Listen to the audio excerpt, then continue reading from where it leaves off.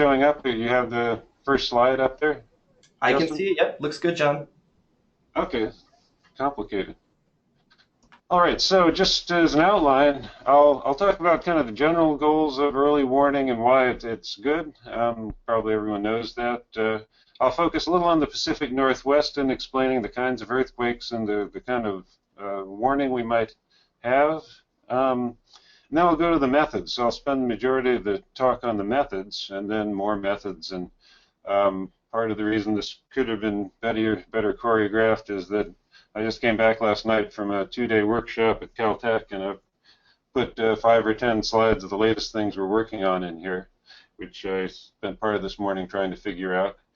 And then a little bit about where we are with the funding and the politics. All right, so California's been working on early warning for a fair while. Up here in the Northwest, we got started a little bit after the Tohoku earthquake in 2011. There was a workshop at Berkeley.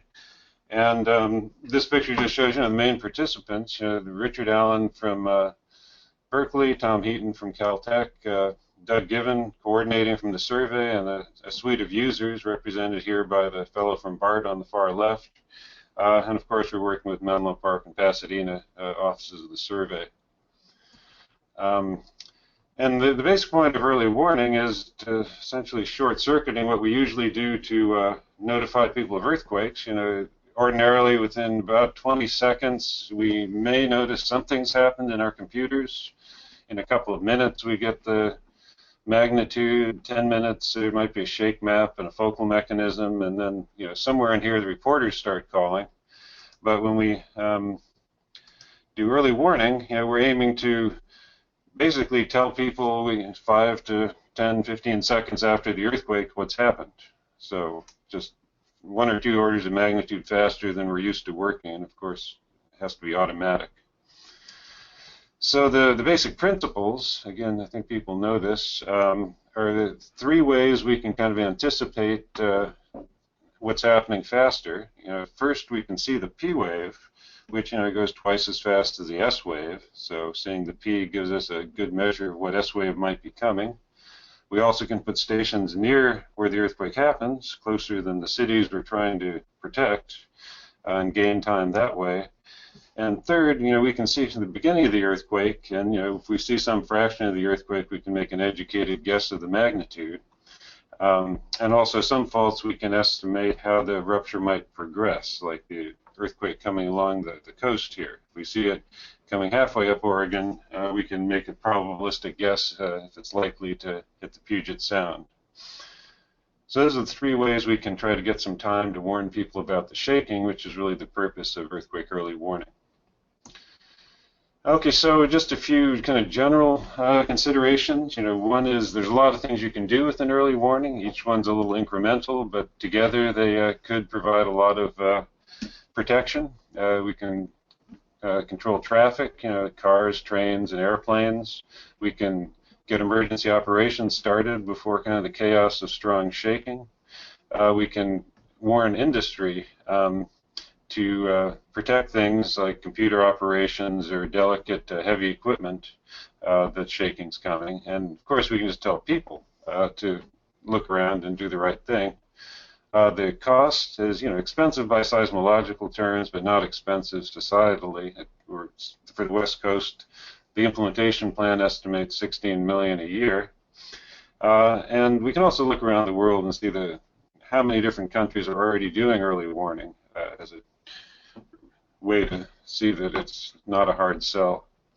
And the theory is basically simple. We see an earthquake and know how big it is, and we estimate how that energy travels and shakes the ground. Math has been known for 100 years. Another factor that I think is important is that implementing it now has some benefits, but the benefits are only going to grow over time, and the demand for early warning grow over time. For one thing, putting in specialized equipment will make the mitigation of hazard more effective. The networks around the world are getting more sophisticated so they can handle complicated messages and rapid message transmission more than they could 5 or 10 years ago. Also, as people have become aware that they have the warning of shaking in some cases. They can learn what to do with it. Training is going to be an important part of earthquake early warning. Also, there's pressure to tell people what's happening now. 20 years ago, you could walk to the newspaper stand and see what happened yesterday, but today, people would like to know as fast as possible what's happening. And also, all kinds of emergency plans are becoming more sophisticated and integrated. And earthquake early warning fits naturally into a lot of these plans. Okay, so the simplest argument that has been made by Richard Allen often is the BART case. And the point here is that in the Bay Area, there's around 50 or 100 trains operating during rush hour with up to 1,000 passengers apiece. And we'd like them not to crash for a number of reasons. One is the trains are expensive, tens of millions apiece. Another is the people on the trains, many thousands of people going fast. And third, we need those tunnels to operate after an earthquake because it might be one of the few ways to get around the Bay Area if there's a lot of disruption to the transportation system. So with the $1 billion at stake in questions like this, the cost of early warning is pretty small in comparison. Okay, so another way to look at this is just history of what's happened in past earthquakes. If we look at Northridge and Loma Prieta, we can see that there have actually been billions of dollars of impact just from people being injured, from running around, not prepared for the shaking and doing the wrong thing. So, but cost benefit's tricky. Clearly we're gathering data on that. Here in the Pacific Northwest, we have a lot of seismometers. This is a map of what's currently running. I believe in yellow is our stations that we own, and the pink are stations run by other people that we use in real time. So hundreds of stations, and I'm not even showing the several hundred GPS stations in the region. For early warning, we want a slightly different configuration. This is the one that we put into the implementation plan, the three kinds of symbols or GPS, strong motion, and broadband seismometers. And the point really is that we're concentrating on in the west where the risk is in the Pacific Northwest. We're not really going to give up on Eastern Oregon and Washington, but the coverage will be less dense out there. And the Pacific Northwest is a little under a third of the total West Coast estimated cost, about $5 million. This is, in our planning, split about 2/3 in Washington, about 1/3 in Oregon. And I should say Doug Toomey at the University of Oregon is taking the lead in the Oregon side of early warning in the Northwest. Okay, and I'd be remiss not to mention our ultimate goal up here is to get instruments on the seafloor, because that's where the magnitude 9 earthquake would break. But that's a much more expensive endeavor, and early warning would only be part of the goal of that. We'd also like to better characterize the asperities and the slow slip and the mechanics and the basic science offshore, as well as gaining more accurate early warnings. Okay, so we've been upgrading, and this process of building the early warning system is really installing a lot of stations and hardware and hardening the communications. These are the stations we've added in the last year, and you can see the emphasis on the coast, as well as taking advantage of upgrades at volcanoes from the Volcano Hazards Program with the red dots. And just for review, this is where the earthquake happened, some time interval. I'm not quite sure which one. The orange here is in the oceanic plate, the blue in the North American crust. And you can see where it's most dangerous for the most part. The triple junctions off Vancouver Island and Cape Mendocino, the bend in the subducting slab under Washington and the crustal deformation in especially western Washington, and then Oregon's relatively less seismic. And what's missing here, of course, is the subduction zone. It's anomalously quiet. Probably in all likelihood it's completely locked, so we're not going to see the seismicity giving us a lot of insight into what's going on in the subduction zone. That means when we're looking at early warning, we're concentrating in a few spots. We want to watch carefully on the coast because that's where a lot of energy might come from in the big earthquakes, but we also want to watch particularly carefully the I-5 corridor, that is Victoria, Vancouver, the Puget Sound, and down to Portland. There's some emphasis on the dams up in the mountains. There's some emphasis on Hanford Nuclear Reservation. So that's our focus for early warning in the region. In the Northwest, we have probably the longest timeline of history of earthquakes anywhere in the world, except perhaps some recent lake studies of sediments. And this timeline, assembled by Chris Goldfinger, tracks the last 10,000 years of earthquakes. And in his interpretation, we know about every 500 years, with wide variation in the interval, there have been arc-wide ruptures, so 1,000-kilometer length, magnitude 9s, and another 20 magnitude 8 or 8.5 earthquakes in southern Cascadia. So we can estimate the probabilities of different scenarios based on this timeline better than most places. And so this is type 1, one of the 3 types of earthquakes that we'd be interested in early warning for, and I'll just foreshadow that this is the most useful case for early warning because the rupture can take 3 minutes, 5 minutes, long enough that you can get a fair bit of warning that something's brewing on the coast before the shaking gets to you. The second kind of earthquakes we have here, the deep earthquakes, like Nisqually in 2001, and what's plotted here is every earthquake bigger than 4 and deeper than 40 kilometers in the whole Pacific Northwest, and you notice it only shows events in the Puget Sound. There's a slight chance of similar earthquakes down by Portland and elsewhere along the subduction zone, but historically the activity has been up here where the plate bends as it subducts under the Puget Sound.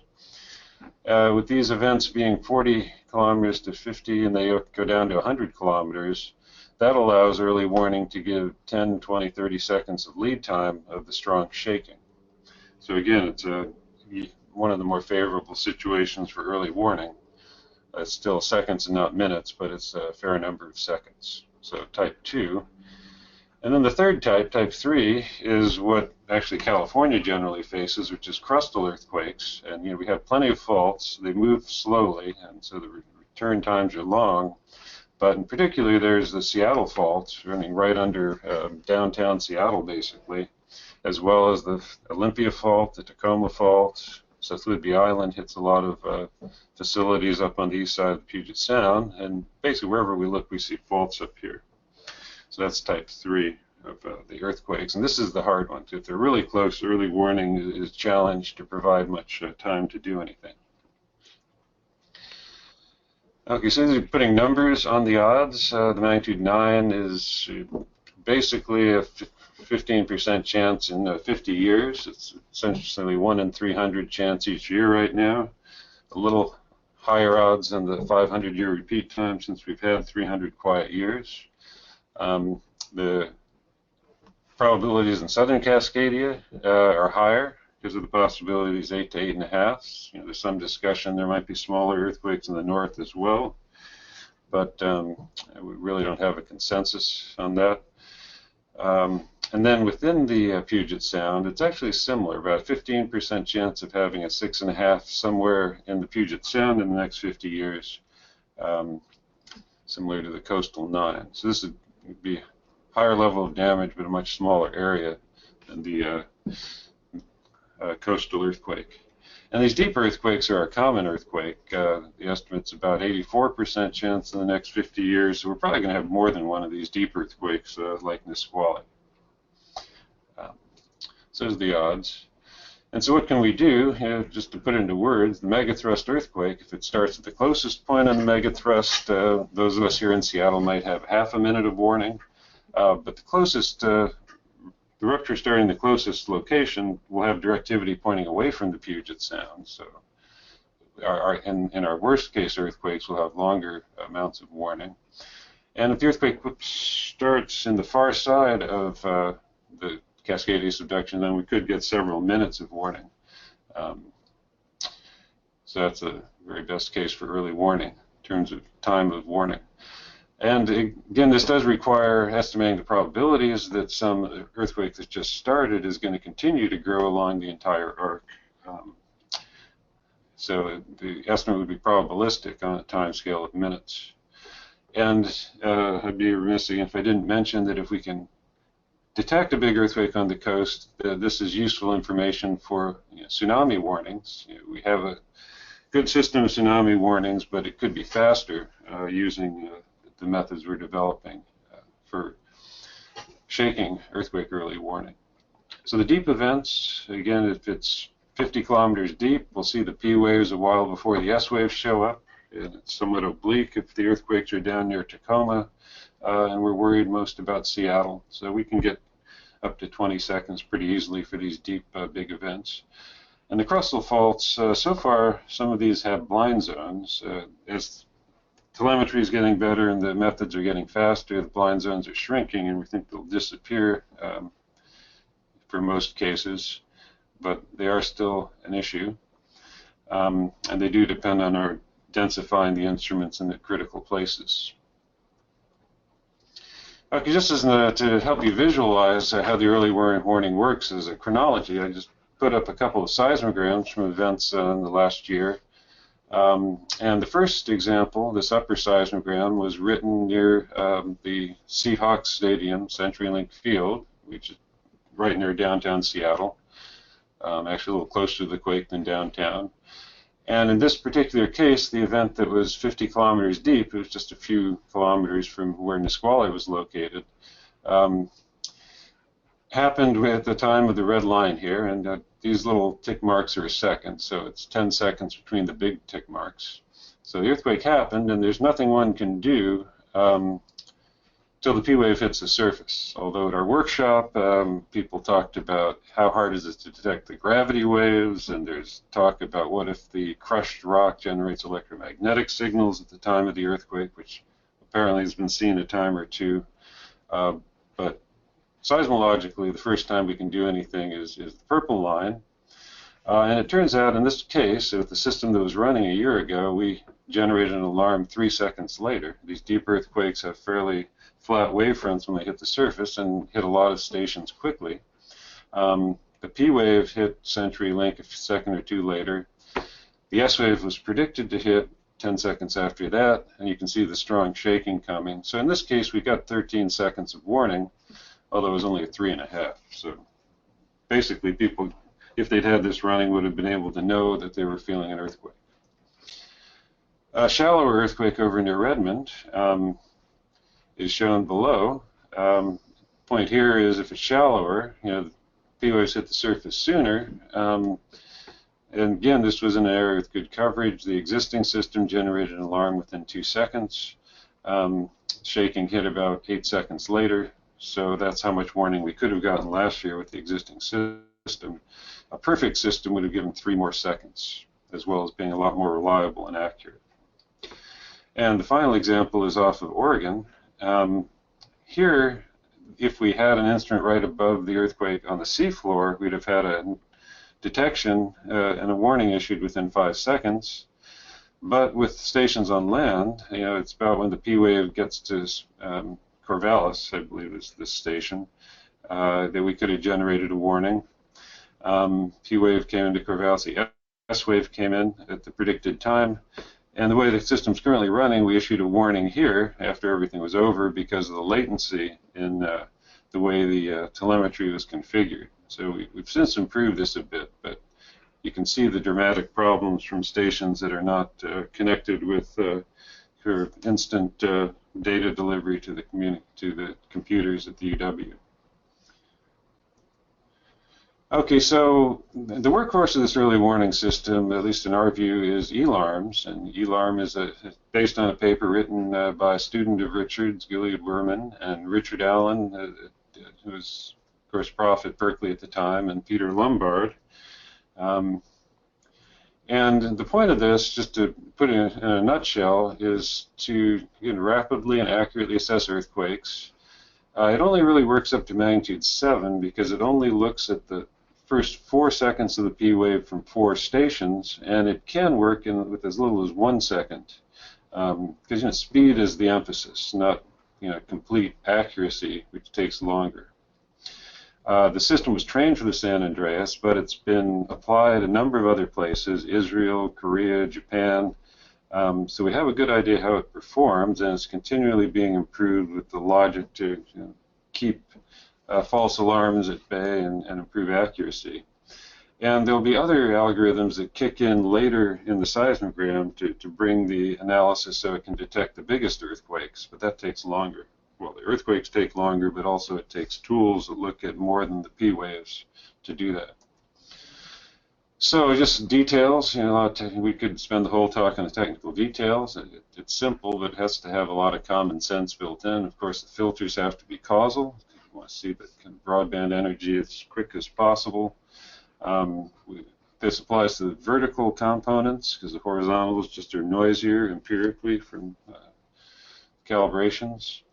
It has to run continuously, of course, in the background. It's based on short-term, long-term ratios, and when the short-term, long-term ratio exceeds 20, it sets triggers, so the system's constantly watching triggers. Short-term here is half a second, long-term is 5 seconds. Whoa, what did I do? I guess I'd better restart my PowerPoint. Okay, let's send that. See if this really works.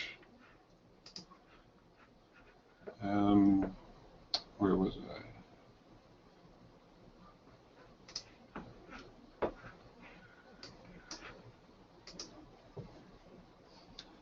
I? Okay, Justin, is this there? Yep, back online. Looks good, John. Okay, this is exciting. Okay, so the location of the event just comes from a grid search. Once you have 4 stations, it's coarse grid can very quickly be evaluated. You essentially set the velocity to 6 kilometers. You assume everything's at 8 kilometers depth. That's a great assumption in California. We're not so wild about that in the Pacific Northwest. But it turns out deep events are reported quickly, and the depth's wrong, but the shaking pattern's pretty similar. So given the difficulty of getting a good depth, this is a good way to go, as far as we can tell for initial warning. So location accuracy in map view is excellent. We have no problem with event locations in general, although you'll see special cases in a minute.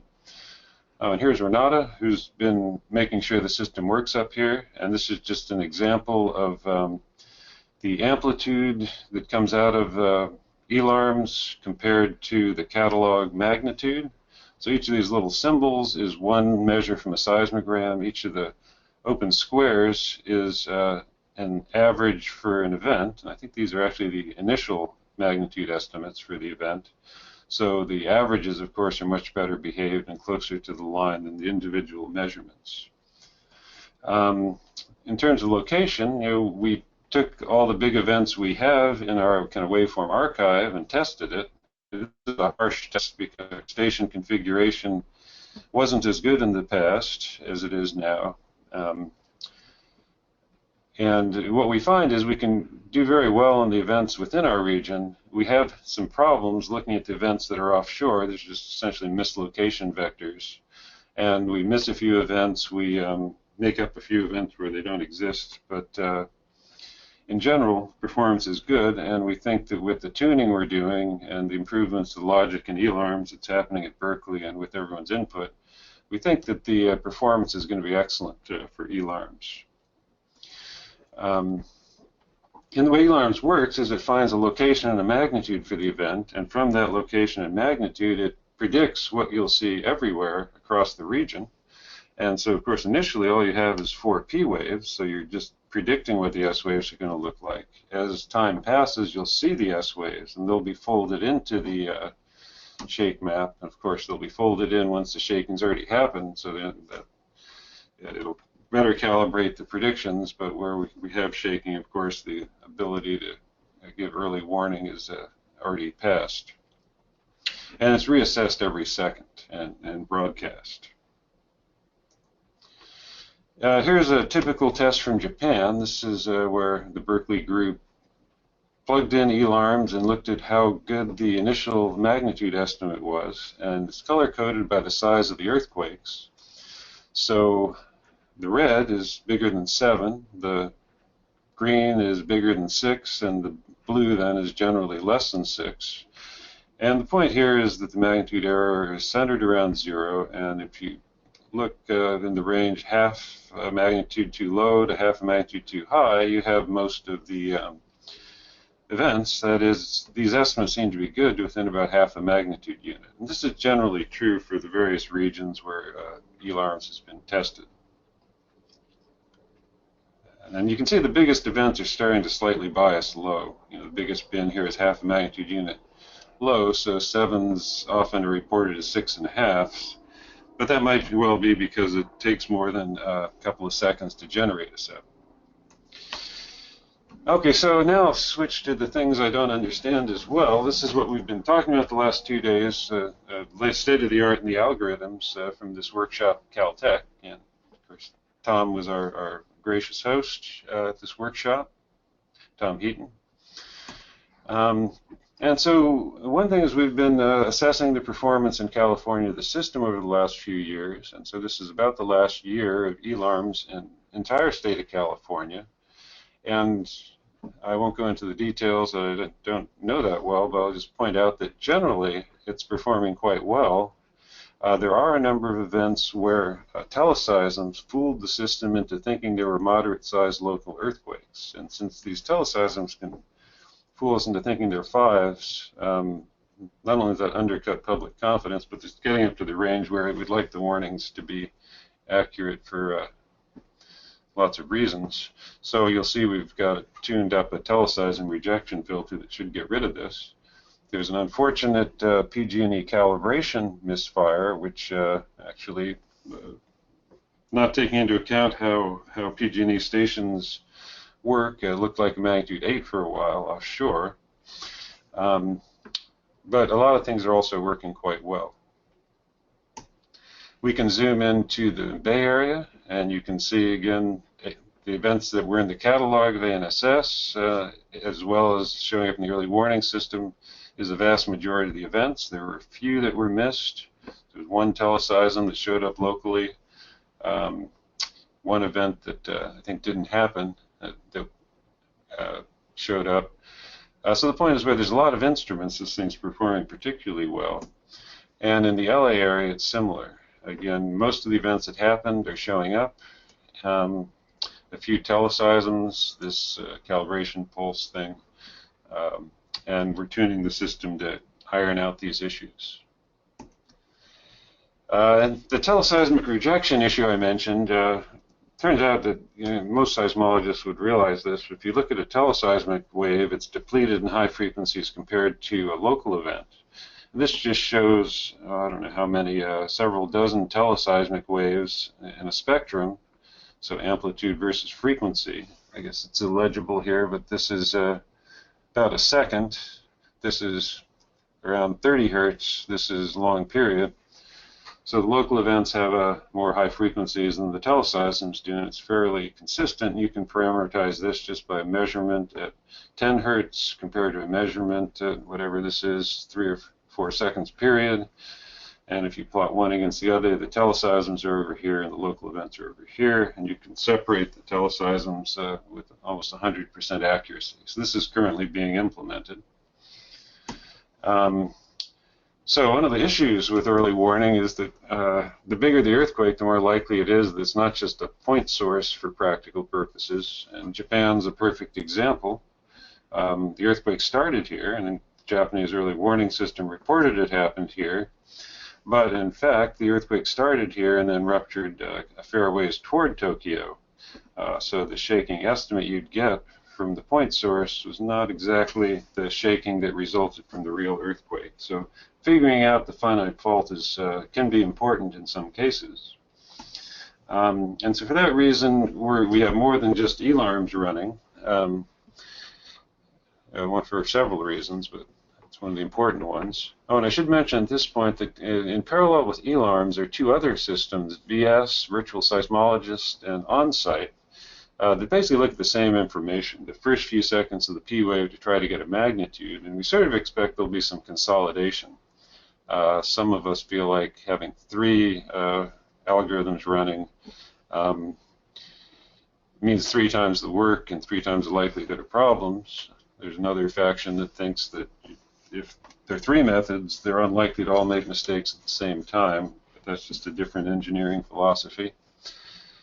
So, as outside of seismic, we have geodetic methods, and the first one I'd listen to geodetic, but Finder is a method that actually it's seismic as well, but it's looking for the finite fault.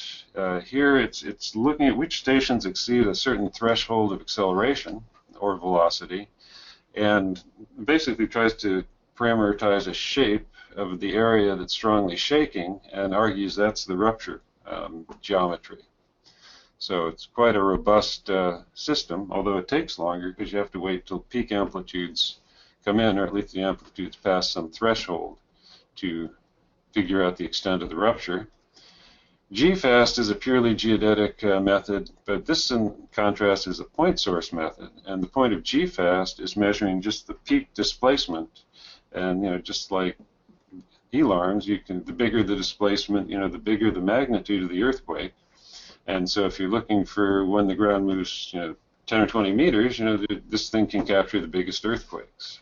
So geodetic, because it needs GPS, we don't really trust the strong motion stations, but it seems simple and fairly fast. It can tell how big the earthquake is when the S wave gets there. And then there's more sophisticated methods that are looking either at a line source as a parameterization of the earthquake, or actually a fault plane with a slip distribution. Befores is one Sarah Minson's developed. GLARMS is a line source one from Berkeley, and there's some others as well.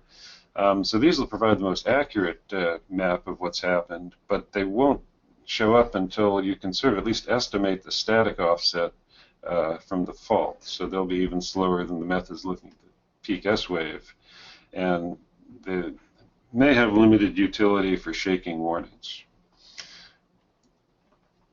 Okay, so Finder, again, like I said, it takes the observed motions at the stations. It then makes a ground motion map, and then it turns that into what area has exceeded some threshold of motion, again, acceleration or velocity, and then it just compares it, I believe by grid search, with a whole suite of possibilities, either ellipses for the case of land, or if you have a subduction zone and you know that things are likely to partly be offshore, it's got some generic asymmetric shapes as well, and it outputs the line through the best figure to tell you where the fault that actually broke was located. And it works well. It's a question of how fast can it report the information. Again, Sarah Minson, Tom Heaton, and Maren Bose has been developing this. GPS is handy. I just stole this figure from Jessica Murray. And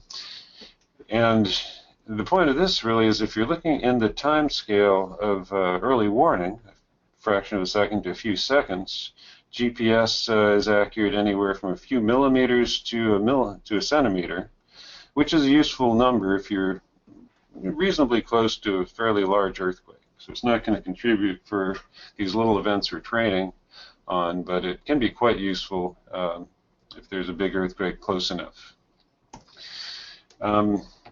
So coming back to the GFAST, this is the one that just looks at the peak amplitude of motion, the peak displacement to get a magnitude. And the point of this figure is basically that bigger earthquakes have bigger motions. Yeah, so here we go. So this is plotting the distance and the amplitude for a number of big events, and the larger magnitude events have larger displacements, and of course the displacements diminish with distance. So you can calibrate at this scale. There's not that much data where we have GPS in the near field of big earthquakes, but there's a growing number of earthquakes. One of the more innovative methods is called Gutenberg, and it was, and I didn't put his name on here, but there's a fellow Men from Zurich, now a postdoc at Caltech, who essentially made envelopes of hundreds of thousands of earthquakes to see what the average Earth envelope looks like as a function of magnitude and distance from the station. also looked at the frequency content. And from single seismograms, he has ways to estimate the distance to the event fairly imprecisely. And so one can, from a suite of stations, kind of put a donut. At this station, one can estimate the source was somewhere in this donut. And then, just like the exercise we give to the undergrads, if you add a second station, you can have intersecting circles, and you can quickly home in on what a probable location for the event is. And then they've added, Lucy Yin at Caltech has added the Bayesian approach, and here they look at the seismicity within the last year and use that to make a priori estimates of where this earthquake's likely to have been. It's not equally likely to be everywhere. It's more likely to have been where the recent swarm is. In this particular case, the Big Bear area has been hot. So the initial guess would be maybe it was at Big Bear, even from the first station. And then as additional stations come in, the a priori constraints don't matter so much anymore. But you can get a better initial estimate knowing where the background seismicity has been high. This is an example where the a priori information is misleading. This is a case where there has been activity over on the, I don't know where, or San Gregorio, and there's an event that happens to be down somewhere else, so your a priori estimate is stronger where the swarm has been active, but as you accumulate more data, it homes in on the correct area. So they're trying to demonstrate that this doesn't throw you off too far if the a priori estimate isn't relevant, but if it is relevant, it helps a lot. Another approach that's being taken is smartphones. This is a figure taken from Ben Brooks and Sarah Minson, where they actually have distributed some sort of customized cell phones in Chile, and already for several events detected where they were located with simple algorithms to show this system is pretty easy to put into effect. They've had 2 events, 2 detections, no false alerts. And the Berkeley crowd has made the MyShake app, and as of a month ago, you can see that it's basically gone viral. There's 70,000 people who downloaded the software. I understand 15,000 of these instruments are currently sending data to Berkeley, and they've had, I think, 115, 120 downloads at this point. So data is accumulating quickly. If we get a good event, we'll have a lot of data to play with from the smartphone apps, and to evaluate in the long term if this is going to help early warning efforts. I think it's a natural for places that don't have a hardwired early warning system, and maybe it can even contribute where we have the kind of hardwired system we're building on the West Coast. Okay, so getting further into the slides I don't understand that well. This is talking about shake alerts. So we have these algorithms, and as you might have seen, there's right now about 3 algorithms. There'll soon be around 6 or 10 algorithms being applied to the data. They all feed to a kind of consolidation that we call the manager decision module, and from the decision module comes the shake alert. And one philosophy is this robustness through heterogeneity, that we, combining a lot of methods, will average out the errors. And point source methods will work for the small events. The line source it can bring in the finiteness, and then we can bring the geodetic slip distribution methods for the biggest ones, and we'll get one message out of the system. And we're sort of headed towards scoring, where the scores, as time passes after during an event, at first these P-wave methods will have the most weight, but as time passes, there'll be a reweighting, and eventually we'll just see what the slip distribution methods are telling us, with probability summing to 1, putting in the appropriate tests. What are the chances we're just completely wrong that anything happened? The proponents of this call it hyper-robust.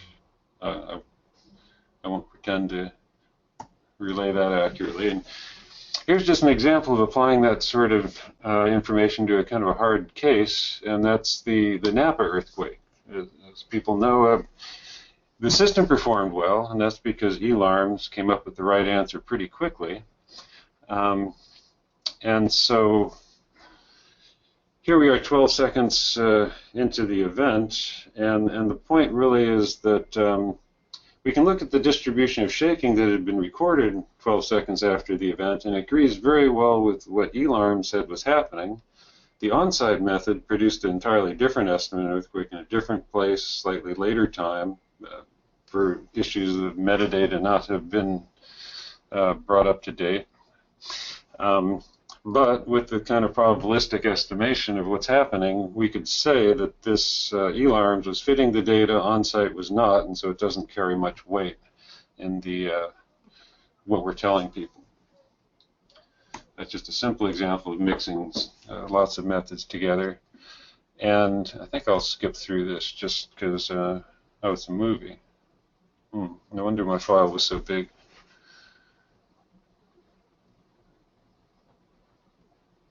So the point is, you can see the ground motions being written on all the seismograms in the region. Let me replay this.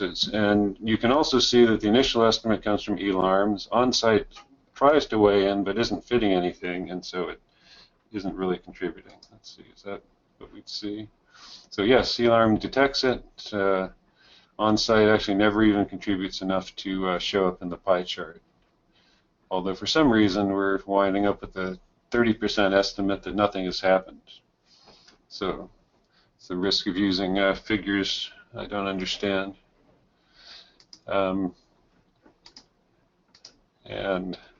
Okay, so I'll go on to some of the more of the challenges of early warning. And another challenge is the issue of big foreshocks. And we have a good example in California a few years ago. This is the El Morro-Cucapao earthquake. And the problem is the P waves start with this magnitude 6.34 shock, followed quite a while later by a magnitude 7 main shock. So anything that's estimating magnitude based on the P waves is clearly going to have a lot of trouble unraveling this. We're not going to have a good estimate of the shaking until these more sophisticated methods that take longer to react kick in. So that's just an issue. Another issue is the time of greatest danger, right after a big earthquake, when there might be a still bigger earthquake, is exactly the time when there's lots and lots of aftershocks. And so a method needs to be sophisticated enough to track nearly simultaneous events happening at a rapid pace over a fairly wide area. And Japan has faced this challenge, and sometimes their system works well, sometimes it works less well. And that's something we haven't really tackled yet. And another extension is tsunami warning. Traditionally the survey does landside shaking issues, and NOAA does tsunamis. But these methods we're developing do have some use for tsunamis, and I believe we're helping to explore what algorithms might work for NOAA with the tsunamis. And this is just an example from Diego Melgar, where he's looking at two tsunamis, the one in Japan and the one in Mali. And the point here is if you have a day, you can get a very nice rupture model, which fits the observed tide gauge records well. And what he's color-coded is the level of evacuation ordered in each county or the equivalent in Chile. Same in Japan, you can get a beautiful rupture model if you have hours to do it. But if you have 2 or 3 minutes, you can use this peak ground displacement, this GFAST method, and get a decent idea of what's happening. That would give the magnitude of 9.3. In GFAST, this was 9.0, although it was really an 8.8. And you can get a tsunami estimate that isn't that far off. And this uses, I believe, the GLARMS algorithm for line source, And again, if you can wait for a line source, it's an even better estimate than the point source for the waves you'd expect. And so this might be very useful information while you're waiting for the waves to come in, which typically takes 10 to 30 minutes.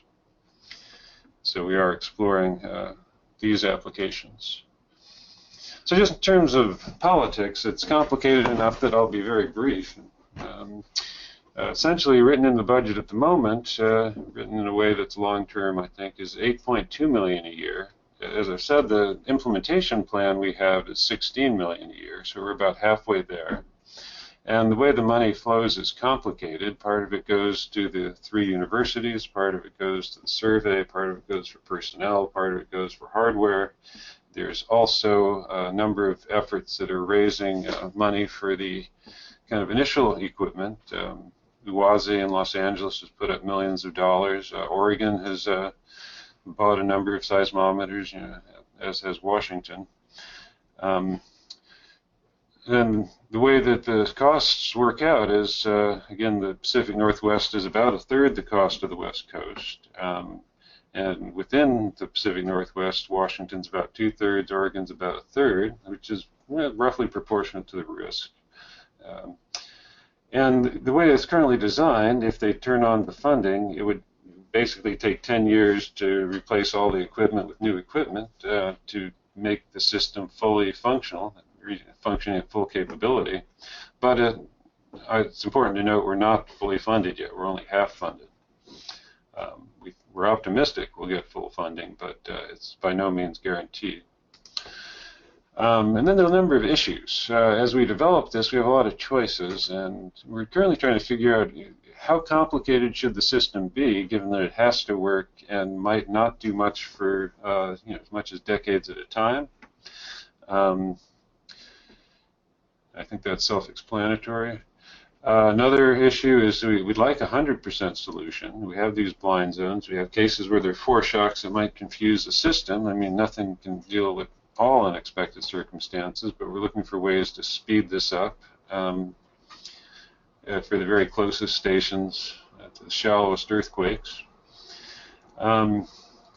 There's lots of arguments with earthquake early warning because there are other ways to do it, like smartphones and simpler on-site systems. So I think there's a role for all these things, but it can be confusing to try to prioritize the efforts. Another issue is just the long-term nature of benefits. We all know the election cycle is 2 years or 4 years or 6 years, whereas earthquakes kind of strike on a decade scale or longer. So doing the sensible things isn't always second nature to politicians. Another issue that we don't usually face is the early warnings could have sufficient impact that might be a lure for pranksters and saboteurs from other countries. So secure systems and systems that are very robust, people trying to mess them up, are a somewhat different issue from the usual things we do in science. And finally, working with private industry. And I didn't mean this picture to be private industry, but it is tricky. We think that the collaboration is going to be very beneficial because people can take the warnings we make, they can mix it with warnings they make, they can then custom tailor solutions for individual sites. But we're seeing in California the system by which the regulations are being generated, that between industry and state and federal government, the process can get very complicated. So we're working our way through that. Let's see. So where we are now in the Pacific Northwest, where I'm in time. Oh, talking on and on here. Okay, this is second to last slide, I think. So last February, we gave alarms to a set of test users, basically picking groups that have dedicated emergency managers. I'll put up a list on the next slide. We're soon going to be adding GFAS to our warning. So right now, it's only the E-alarms. It's up to a magnitude 7. GFAS will take it up to the biggest events. And this fall, we're planning to mount the set of more secure, robust computers that California just did a few months ago, which will allow our test users to actually use the warnings for their internal projects. And then we'll see if we can get full funding. I think when we have assurance that the system can run in the long term, we'll probably start making a timeline for public warnings. I'd guess within a year, but that's just me. Currently, the software runs on hardwired computers that delivers the alerts, but there are also smartphone apps that are being developed and tested, which would be the natural way for people to be warned. Of course, companies would probably link into some hardwired thing with automatic responses. So this is just who we've given the system to around here to test, and it's basically big companies, city offices, state offices, and federal government offices, as well as research people. It's kind of interesting, the Emergency Management Division is not on here for Washington because their lawyers say if they take the warning, they have to do the right thing, but they don't know what the right thing is yet, so they're waiting before they get the warning. A little bit of a catch-22, but I think we'll work through that. And then finally, actually there is one more slide. There are a number of regions that have expressed an interest and are taking steps toward figuring out how to do early warning. One is Canada, and they actually have some systems, simple systems running, but they're clearly looking for an integrated Cascadia system. Alaska is very interested, especially after their magnitude 7 a month or so ago. Nevada, Hawaii, and Utah have expressed interest. Eastern Canada as well as Western Canada. So I think this is going to be more than just the West Coast in a while. And I'll just put up a list of the kind of problems people are working on at the workshop. This was the list we made at the end of the workshop, at the end of yesterday. And I probably should just open up for questions. You can probably figure out from this list what it is we're trying to work on. So I'll open it up for questions, I guess, or hand it over to Justin to moderate. Sounds good. Thanks a lot, John. That was a really great talk. And as John just mentioned, I'd like to encourage folks out there, if you've got questions, feel free to go ahead and send those in. You can use the question section of the GoToWebinar control panel to do that and message those to me. If that's not working for you, you're also welcome to send them via email. My address is justin.sweet, S-W-E-E-T, @iris.edu. While we're waiting for those questions to come in, John, I had a quick question for you. I know one of your early slides showed a map of the proposed seismic installation for the Pacific Northwest, and you mentioned there were GPS sensors as well, but you didn't actually show that. I'm just curious to know about the breakdown in terms of the number of GPS sensors that would contribute to this system as opposed to the number of seismic stations that would contribute, and how that breakdown, what that looks like. Yeah, let's see if I can. What's this thing saying? About getting a mysterious message here. Not quite sure what I've done. Let's see. So here's. The system's too complicated. If you don't have to bring up the slide if you can't get it, that's fine too. Yeah, no, the mix it's kind of a little bit open to interpretation. I mean, we have a lot of GPS stations up here. We're working to try to co-site the GPS and the strong motion, because when we can do this Kalman filter integration of the two, it can reduce the noise in both. And we certainly want to line the coast with GPS, because for the big events offshore, GPS could be very important. It's a little harder to know how important GPS is for the crustal faults, because on average the crustal faults aren't going to have huge earthquakes, and the GPS often doesn't kick in till later in the estimation of what's happening. So that's kind of a long-winded way of saying we're not quite sure what mix of GPS and seismometers we're planning to use. What are you using now? I mean, you said you're about to launch this GFAST algorithm. I mean, how many stations is that GPS stations is that using? I think we're pulling in a little more than 100. I don't know exactly. We're pulling in stations from Canada and California, as well as the ones in the Pacific Northwest. Yeah, but I think it's a little more than 100 at the moment. Okay. Great. So we've got a couple questions that have started to filter in here. The first one I have is from Sharon Kadar, and the question here is, what is your sense of the user's tolerance for false alarms, especially by the commercial sector? Yeah, well, we talk about that all the time, and as far as the public sector goes, the feeling is that as long as an earthquake actually happened, they're pretty tolerant if we get the shaking a bit wrong, or if we a little bit alarmist and the earthquake turned out to be less bad than we thought. with the companies, I think we're just going to have to deliver to them some estimate of our level of confidence. And a lot of the discussion at the workshop was, how do we figure out the level of confidence that we're giving the right information? And one of the things that we haven't grappled that much with earthquake, our initial estimates are going to be low because the earthquake hasn't, built up to the magnitude 8 yet. So these things aren't going to go from 0 to 8 and leave people wondering if it's real or not. I guess what I'm saying is it's a complicated question, and we'd like to give them more than just the shaking estimate. Just to waffle around some more, for people, we feel like we have to give them a simple warning. In this time there will be some level of shaking, and not keep updating it. And we will update it, but they should do something. They shouldn't be listening to the updates. But for the industrial users, I think we can be more sophisticated in a lot of cases. And you said right now you've got something on the order of what, maybe a dozen or 2 dozen of these either outside groups that are currently receiving your test alerts? Yeah, I think we have 30 or 40. Okay. And it's running in their emergency management offices. It doesn't mean they're staring at it all the time. So yeah, we have a lot of people testing it, and I think there's similar or greater numbers in California. Okay. I've got a question from Anton here. What is your approach to consider parametric uncertainties? Parametric.